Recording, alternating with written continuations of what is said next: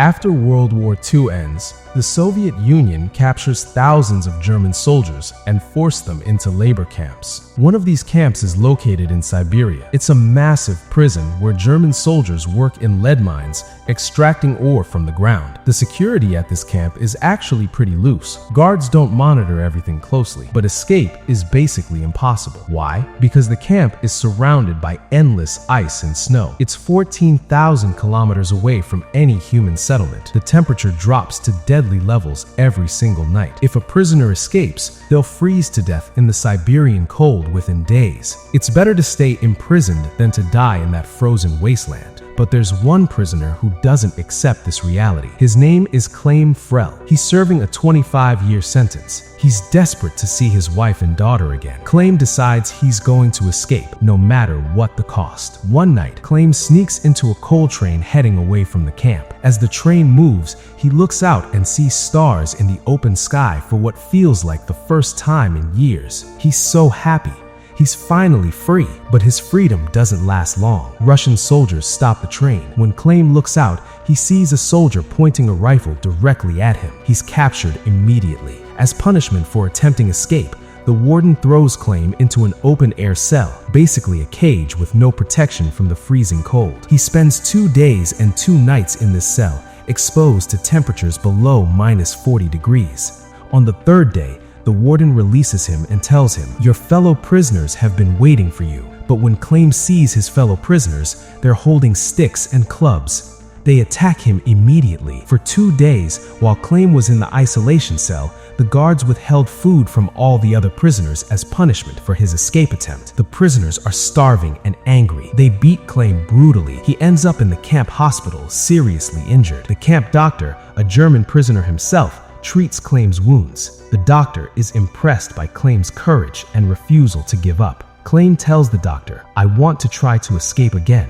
I need your help." The doctor responds honestly, "Escape is impossible. If you somehow make it out, you'll freeze to death in the cold. But here's the truth. If you stay here, you'll die anyway. You work in the lead mines. The lead dust gets into your lungs and causes cancer. You'll die from the radiation poisoning within a few years. You should try to escape one final time. It might be your last chance." The doctor then gives Claim everything he needs: warm clothes, boots, a rifle, and food. Why? Because the doctor himself wanted to escape, but a week ago he found out he has terminal cancer. He has less than a month to live, so instead of escaping himself, he's going to help Claim. The doctor also gives Claim a lunchbox and tells him, "If you survive, take this to my family. Tell them I'm no longer in this world." That night, Claim escapes again. This time, instead of taking a train, he decides to walk on foot through the frozen wasteland. The next morning, the warden discovers Claim is gone. He goes to the doctor's room to question him, but he finds the doctor has already taken his own life. The warden orders a massive search operation. He sends dozens of Russian soldiers to find Claim within a 500-kilometer radius. But days pass,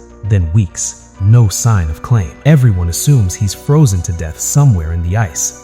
But the warden knows better. He's seen Claim's strength and determination. He knows the man won't give up easily. The warden continues the search operation, refusing to believe Claim is dead. Meanwhile, Claim is walking through a blizzard with incredible determination. He's pushing forward, even as the cold threatens to kill him with every step. 9 days into his journey, he's walking through the ice and snow when suddenly he hears the sound of dogs barking. He turns around and sees a dog sled approaching him at high speed. Just before he can run, the sled crashes into him and knocks him down. Everything goes black. Claim wakes up. It was a dream.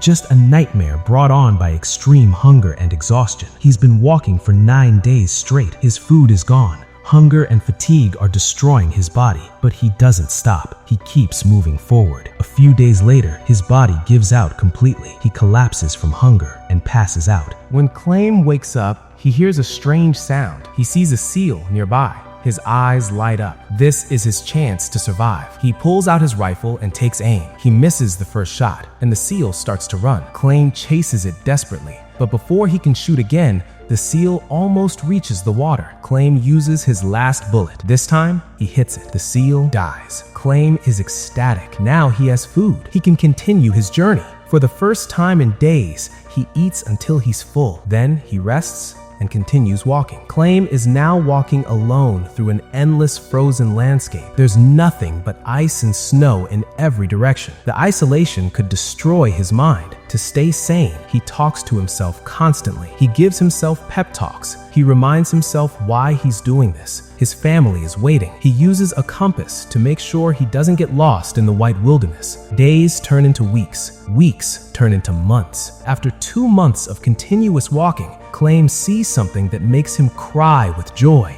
A tree, just one small tree growing in the snow. To Claim, this tree means he's crossed the Arctic Circle. He's out of the most dangerous part of the wasteland. He runs to the tree and hugs it, tears streaming down his face. Claim continues walking through a forest when a massive blizzard hits. Trees that are hundreds of years old are being uprooted and blown down by the wind. Claim tries to push forward, but a massive tree falls directly on top of him. He's crushed. He thinks he's going to die, but suddenly gunshots ring out. The tree is blown off him. Claim opens his eyes and sees hunters standing over him. They've just saved his life. The hunters take Claim to their village. For the first time in months, he's among other people. The villagers nurse him back to health. They feed him. They give him shelter. They show him kindness. Claim feels human again. Claim stays in the village for several days, recovering and gaining strength. But then a notice arrives, sent by the warden himself. It says, "A German soldier has escaped our prison. If anyone is harboring him, they will be charged with treason." The villagers are put in an impossible position. They want to help Claim, but they can't risk their own families. Claim understands. He leaves the village. But before he goes, the villagers give him supplies, warm clothes, and a hunting dog to accompany him on the rest of his journey.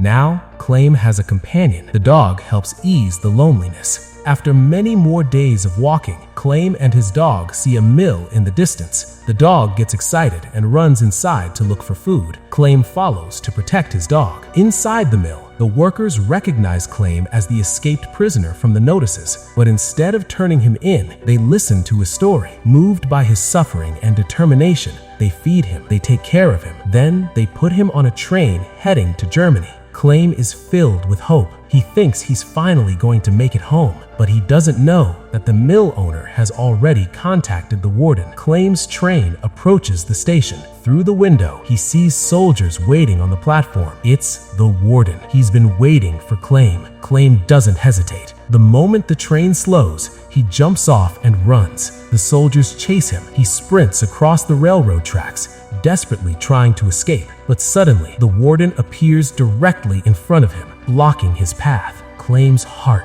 breaks. After all this suffering, after everything he's endured, he's going to be captured. But then, something miraculous happens. Claim's dog attacks the warden, biting him and forcing him to the ground. This gives Claim the chance to escape. He runs to a nearby bridge and jumps onto a moving train passing underneath. He barely makes it onto the train before it speeds away. But as he looks back, he sees the warden's soldier shoot his dog. The dog falls. It's dead. Claim is devastated. This dog saved his life. It was his only friend on this entire journey, but he doesn't stop. He can't stop. He's too close to giving up now. The train carries him away to safety. Years pass. It's now 1952. 7 years have passed since Claim escaped the prison camp. He's now in Central Asia, wandering through a village market. He sees food and drinks everywhere, but he has no money to buy anything. He watches 2 young women selling pancakes. He's hungry, but he walks past them. One of the women feels sorry for him and gives him a piece of pancake. Later, in a nearby church,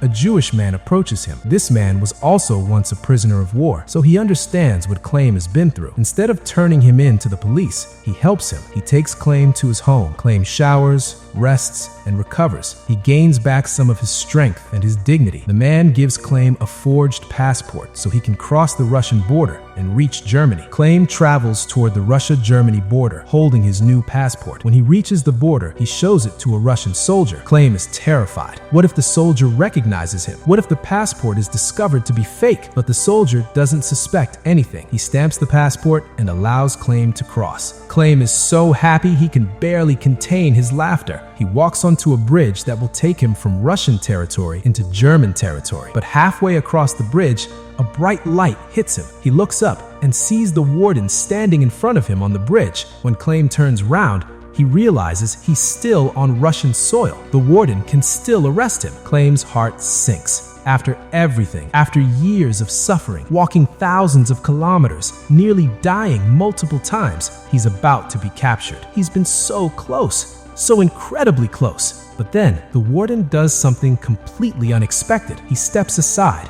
He lowers his weapon. He lets Claim pass. The warden has been chasing Claim for years. He's seen the man's incredible will to survive, his refusal to give up, his unbreakable determination. The warden is impressed. He's moved by Claim's spirit. Instead of arresting him, he allows Claim to walk free. Claim can barely believe it. He doesn't trust what's happening, but he forces himself to keep walking. With each step, he moves further into Germany, further from the Soviet Union, further from the warden. Finally, he crosses the border completely. He's home. He's in Germany. Claim goes to his house. He finds his wife and daughter preparing to go to church. He follows them into the church. His daughter sees him first. She recognizes her father after all these years apart. She runs to him and throws her arms around him. They embrace, crying. His wife sees him and can hardly believe it's real. Her husband is alive. He came back after all these years of separation. After everything Claim endured, he's finally reunited with his family. The three of them hold each other in the church, tears of joy streaming down their faces. This is the moment Claim was fighting for. This is why he refused to give up. This is why he survived the impossible. And here, in this moment, all his suffering becomes worth it.